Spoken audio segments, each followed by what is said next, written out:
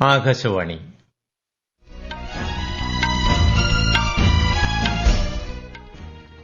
നമസ്കാരം. വാർത്തകൾ വായിക്കുന്നത് ഉദയൻ കിളിയന്നൂർ.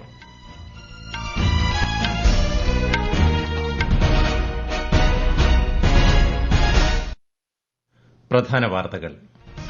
10ാമത് റൈസീന സംഭാഷണത്തിന് ഇന്ന് ന്യൂഡൽഹിയിൽ തുടക്കമാകും. ന്യൂസിലന്റ് പ്രധാനമന്ത്രി ക്രിസ്റ്റഫർ ലക്സൺ മുഖ്യാതിഥിയാകും.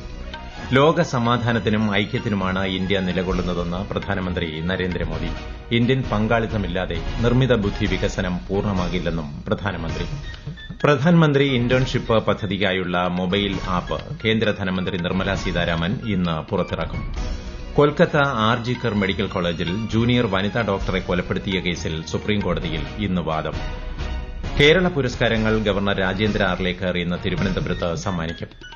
കബഡി ലോകകപ്പിന് ഇന്ന് ഇംഗ്ലണ്ടിൽ തുടക്കമാകും. ഇന്ത്യയുടെ ആദ്യ മത്സരം വൈകുന്നേരം ഇറ്റലിക്കെതിരെ. വാർത്തകൾ വിശദമായി.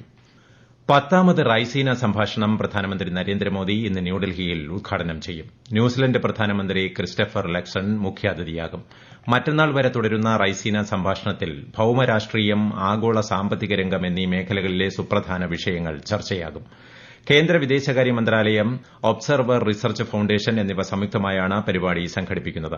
കാലചക്രം ജനങ്ങൾ സമാധാനം ഗ്രഹം എന്നതാണ് ഇത്തവണത്തെ പ്രമേയം. 125 രാജ്യങ്ങളിൽ നിന്നുള്ള പ്രതിനിധികൾ സംഭാഷണത്തിൽ പങ്കെടുക്കും.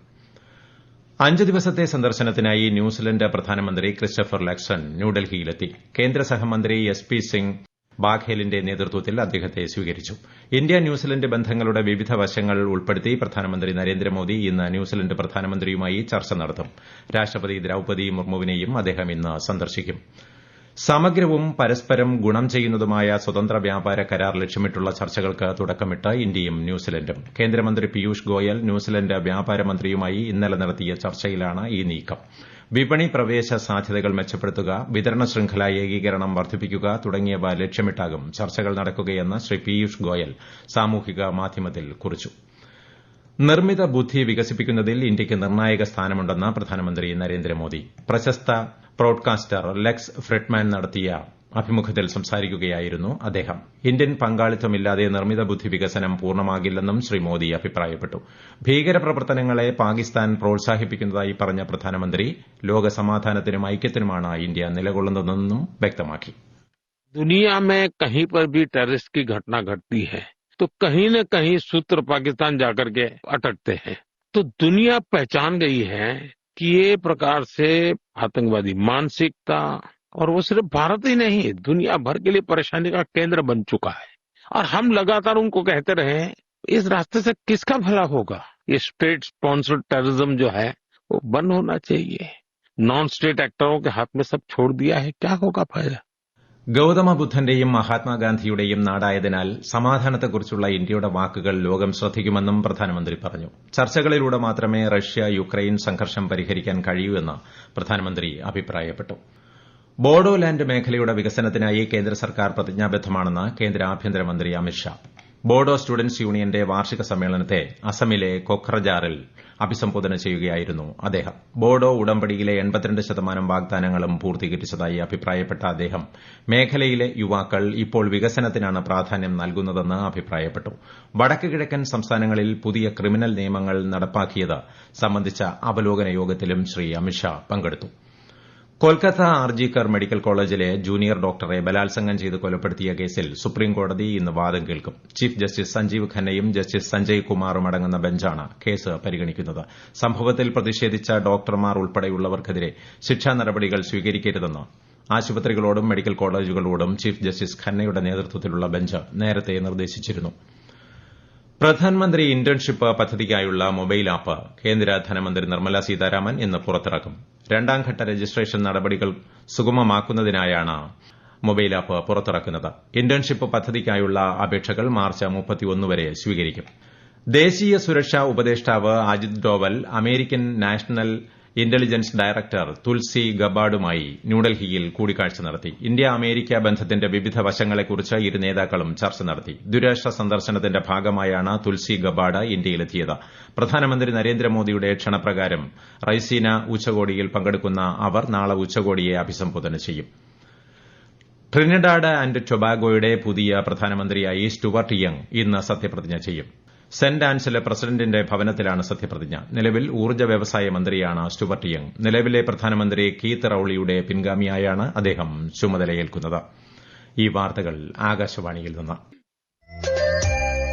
ആകാശവാണി വാർത്തകളും വാർത്താ അധിഷ്ഠിത പരിപാടികളും all India radio news Thiruvananthapuram YouTube ചാനലിലും at all India radio news Thiruvananthapuram Facebook പേജിലും AIR ന്യൂസ് _ ഇൻസ്റ്റഗ്രാം അക്കൌണ്ടിലും at AIR news _ TVM X ഹാൻഡിലും ലഭ്യമാണ്.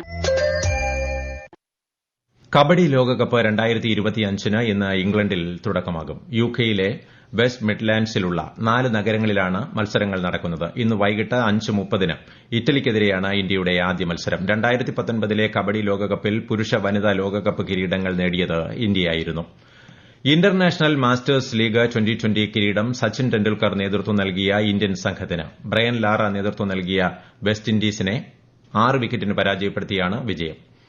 കായിക മേഖലയെ ജീവിതത്തിന്റെയും സംസ്കാരത്തിന്റെയും ഭാഗമാക്കാനാണ് കേന്ദ്ര സർക്കാർ ലക്ഷ്യമിടുന്നതെന്ന് കേന്ദ്രമന്ത്രി മൻസുഖ് മാണ്ഡവ്യ. ന്യൂഡൽഹിയിൽ ഫിറ്റ് ഇന്ത്യ കാർണിവലിന്റെ ഉദ്ഘാടന സമ്മേളനത്തെ അഭിസംബോധന ചെയ്യുകയായിരുന്നു അദ്ദേഹം.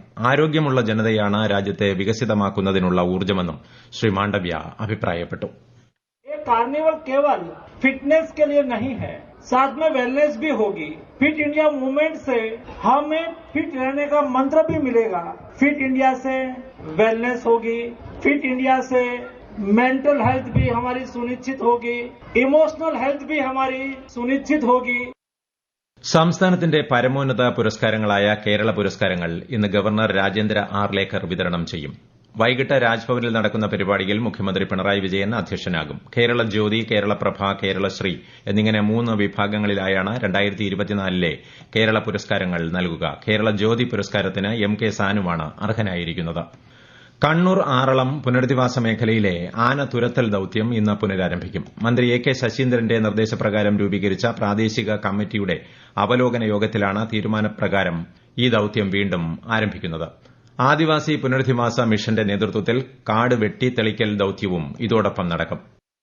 കൊച്ചി വിമാനത്താവളത്തിനായി സ്ഥലം ഏറ്റെടുത്തപ്പോൾ വീടും സ്ഥലവും നഷ്ടപ്പെട്ടവർക്കായി രൂപം നൽകിയ 2ാംഘട്ട പുനരധിവാസ പദ്ധതിക്ക് സിയാൽ ഡയറക്ടർ ബോർഡ് അംഗീകാരം നൽകിയതായി മന്ത്രി P രാജീവ്. സിയാലിൽ വിളിച്ചു ചേർത്ത 2ാംഘട്ട പുനരധിവാസ പാക്കേജിന് അർഹരായവരുടെ യോഗത്തിലാണ് അദ്ദേഹം ഇക്കാര്യം അറിയിച്ചത്.